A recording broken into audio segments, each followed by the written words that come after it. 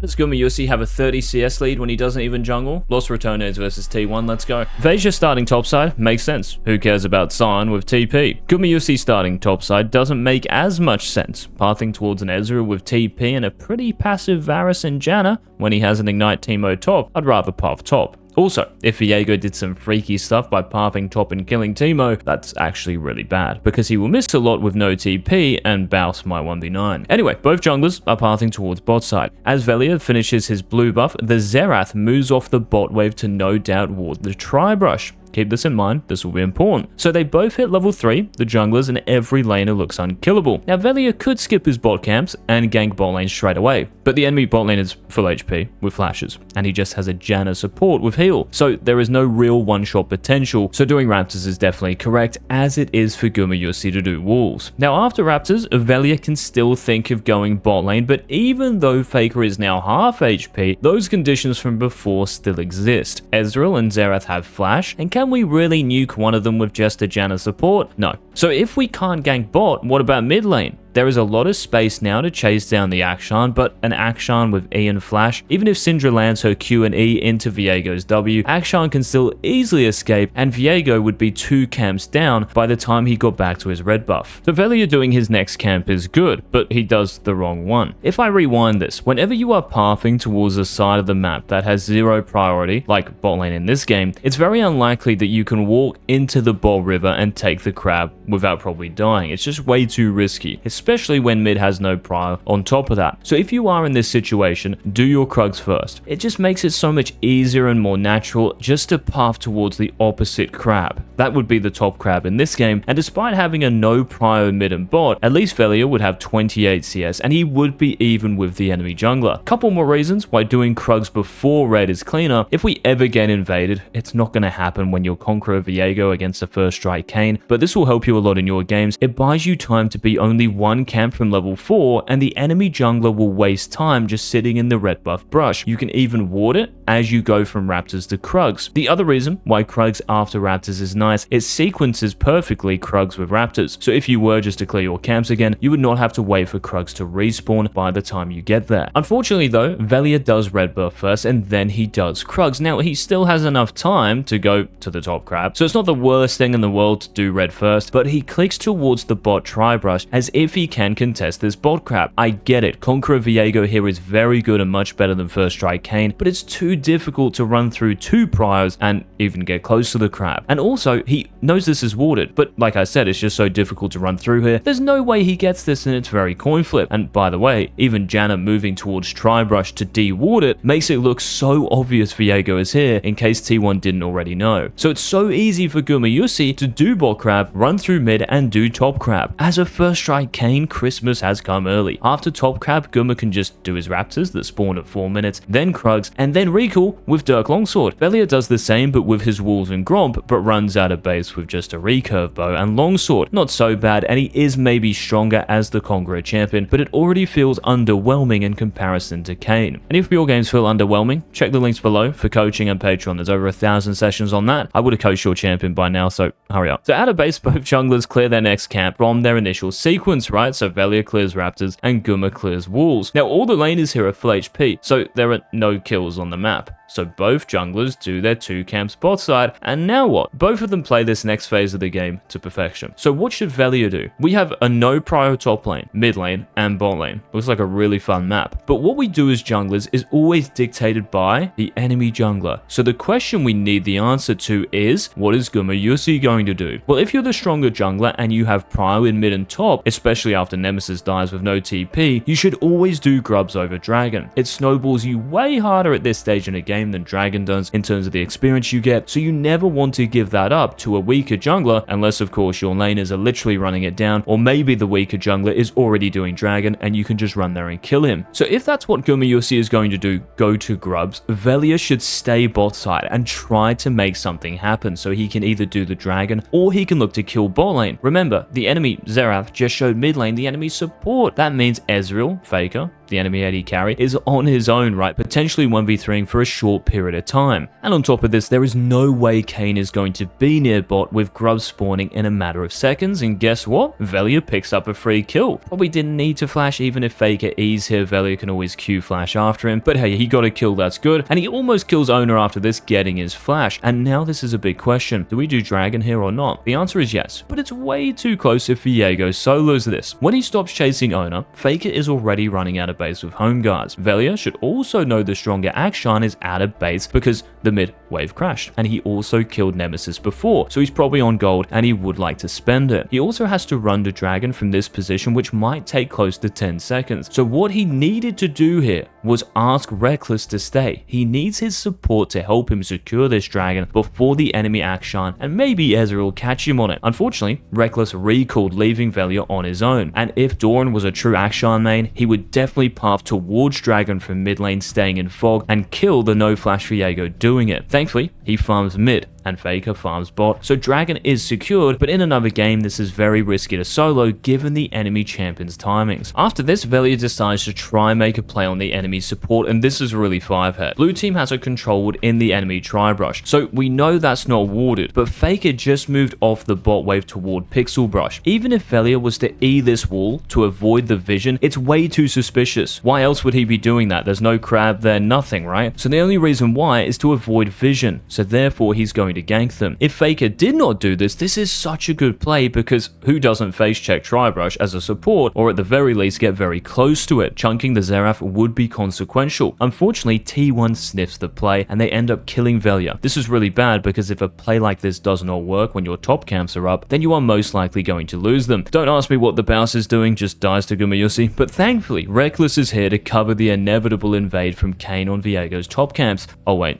never mind. Gumayusi takes Velja's Gromp, saves his smite, takes blue after, and he is ready to 1v9, so how does he? Now Gumayusi will be very close here to having Ghostblade or Opportunity, so if he has this soon, do we recall because we can buy a major item? No, we recall because there is a resource spawning we want to contest, but on this map, is there anything we are playing for as a Kayn with no ultimate? Of course not. There's no dragon, there's no Grubs up soon, and we can't really contest the Viego, who will be hitting level 6 as a no ult Kayn and probably without form. Now because Kayn can travel terrain so quickly, Gumayusi stays on the map to build up as much golden experience as possible before his R is back off cooldown. It's very important. I just think he should probably do Krugs first and then clear all the way down. What he does is kind of smart. He doesn't do Krugs and red buff because he thinks Viego will invade his bot side, having seen his Gromp and blue get taken. But this control ward in the river is so helpful because it will let Gumayusi know if Viego is making that invade, and with the stronger mid laner, there is no way that Velja can even get near these bot camps. And after clearing Gromp, Gumayusi recalls. Why is that? Well, how is he going to kill a full HP Varus Janna with flashes as a preformed Kayn? He can't. He also knows Viego will be bot side here, so he just bases and he will run back to his top camps. This is definitely correct. Now, what on earth is Velja meant to do? FF? In all seriousness, maybe. But the only play he can make is literally just waiting bot. He just has to hope that Varus lands his R or something and they kill the Xerath who doesn't have flash, or the Ezreal with no flash cleanse if either of them get hit by it. Unfortunately, T1 knows he is here and they bait him by fighting 2v2 for a little bit, and while all this is happening, Gumayusi is getting some juicy golden experience in the form of his Krugs and red buff. Now, Velja then decides to ditch bot lane, which is smart because resources top is spawning. Not only the top crab, which is probably impossible to take, but his Gromp and walls. So he drive-bys mid, tries to get crab, and this is all good. But Gumayusi isn't bronze. He pushes Velja off the top crab and will also know his Gromp is up because he did it before. So after finishing the crab and realizing Sion is bot side, he can heavily pressure Velja on his Gromp. He Qs in and lands his W. This is good, but then E's for no real reason because his Q won't be back up that quickly, and then uses W and Smite to secure the Gromp, which is weird because he could just Q and Smite, it's a much shorter cooldown, and if he hadn't used E before, he could easily pressure Velja, but he gets trapped. And because Reckless the Janna has more movement speed from her kit and Swifties and the fighters on her team's side, Reckless gets hit before the Xerath, and Gumayusi ends up dying and gives up a potential demolition of the jungle. I would have loved to sub in Canyon at that point, would have been pretty cool. Do you want more game reviews like this? Then leave a like on the video, I really appreciate it. Don't be sure. Bye.